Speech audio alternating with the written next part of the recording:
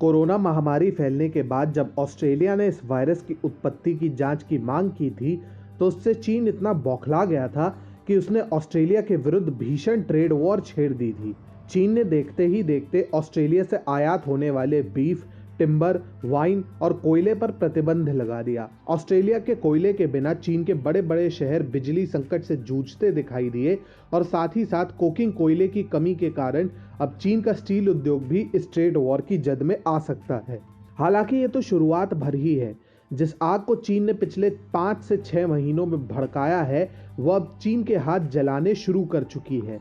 ऐसा इसलिए क्योंकि अब खुद ऑस्ट्रेलियाई सरकार भी इस ट्रेड वॉर में चीन को झटका देने की तैयारी पूरी कर चुकी है। साउथ चाइना मॉर्निंग पोस्ट के अनुसार ऑस्ट्रेलिया की केंद्र सरकार अब वर्ष 2015 में विक्टोरिया राज्य और चीनी प्रांत जियांगसू के बीच एक शोध कार्यक्रम समझौते को रद्द करने का निर्णय ले सकती है। इस समझौते के अंतर्गत विक्टोरिया राज्य और जियांगसू प्रांत के कॉलेजेस और यूनिवर्सिटीज के शोध कार्यक्रमों को आपस में जोड़ा गया था और इस कार्यक्रम के लिए ऑस्ट्रेलियाई सरकार द्वारा $2 लाख की फंडिंग किए जाने का भी प्रस्ताव था।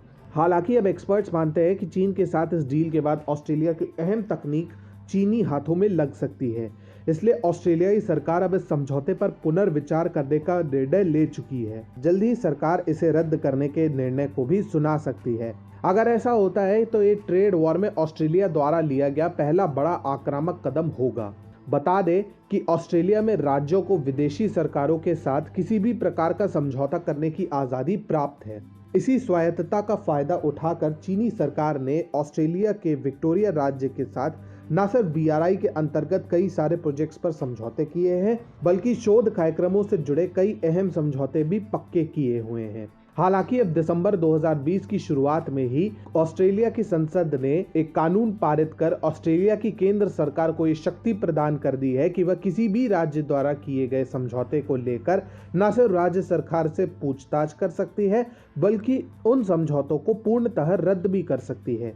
ऐसे में विक्टोरिया और चीनी प्रांत के बीच हुए इस शोध कार्यक्रम को रद्द कर ऑस्ट्रेलियाई सरकार चीनी सरकार को एक सख्त संदेश भेजना चाहती है कि अगर इस ट्रेड वॉर में चीन एक कदम पीछे नहीं हटता है तो ऑस्ट्रेलियाई सरकार विक्टोरिया में BRI प्रोजेक्ट्स पर कैंची चलाने का काम भी कर सकती है। सच कहें तो ऑस्ट्रेलिया के प्रधानमंत्री स्कॉट मॉरिसन ऑस्ट्रेलिया से चीन के प्रभाव को हमेशा के लिए समाप्त करना चाहते हैं। स्कॉट मॉरिसन का संदेश स्पष्ट है, अब चीन की किसी भी हेकड़ी को ऑस्ट्रेलियाई प्रशासन द्वारा नहीं सहा जाएगा और जहां जहां भी चीन ने ऑस्ट्रेलिया में निवेश किया है, उन सब जगहों से उसे धक्के मारकर बाहर निकाला जाएगा। अब चूंकि चीन ने पहले ही ऑस्ट्रेलिया के विरुद्ध एक व्यापार युद्ध छेड़ा हुआ है, ऐसे में स्कॉट मॉरिसन और ज्यादा आसानी के साथ अपने यहाँ चीन विरोधी कदम उठा सकते हैं।